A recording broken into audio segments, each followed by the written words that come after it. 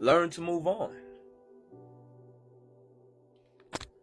In Matthew chapter 10, right? Where Jesus, sends out his disciples to go and preach the gospel of the kingdom, right? So specifically verse 13. So Matthew chapter 10, the context is, verses 1 through 15, but I'm specifically, and go read it on your own time, but I'm specifically talking about verse 13. And if the house is worthy, let your peace come upon it. But if it is not worthy, let your peace return to you.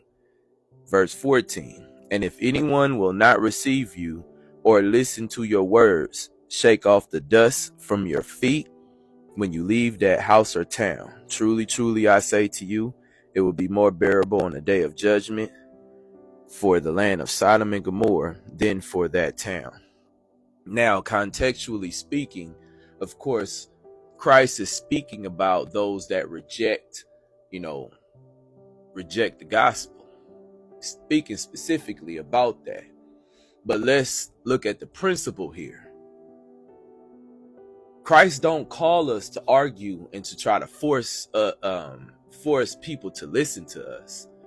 Christ tells us clearly here, the principle here is to give them the word, and if they not trying to hear it, move on. Move on.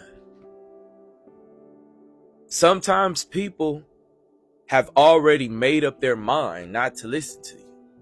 So why sit there and argue with them? Why go back and forth with them? And I'm speaking to myself too, because I've done it. I've done it. I believe we've all done it. We have this indignation. We get this indignation that rises within us, and we want the people to hear us. But understand that we are still wrapped in sinful flesh. We are still wrapped in the sinful flesh. We still have to submit to the Spirit. We still have to walk by the Spirit. So as people of God, we're not going to always agree. And people are not going to want to agree with us. Some people have already made up in their mind that I'm not listening to you. And when a person have made up their mind saying that I'm not listening to you, it doesn't matter if you give them Bible. It doesn't matter if you give them the context. It doesn't matter if you give them the historical background. It doesn't matter if you exegete the text in its proper context. People have already made up their mind that they are not going to listen to you. And when people have made up their mind not to listen to you, it's best to move on. It's best to move on.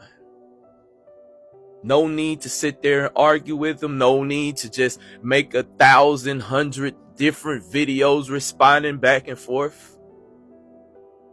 Because you know what it does? The unbelieving world is looking at us.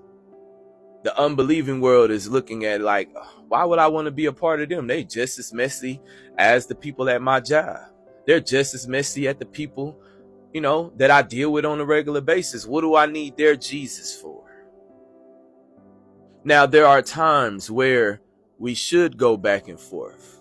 But when it becomes a flesh issue, when the flesh gets in the way, or you run into those people that, that purposely choose to misunderstand you, or purposely just not listen to you, or don't care about the context of a passage, move on from them people.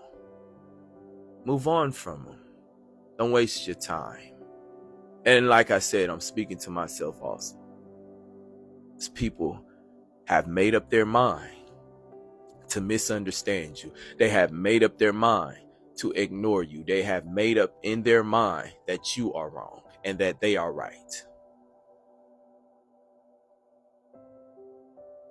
Just move on. Just move on. Grace and peace.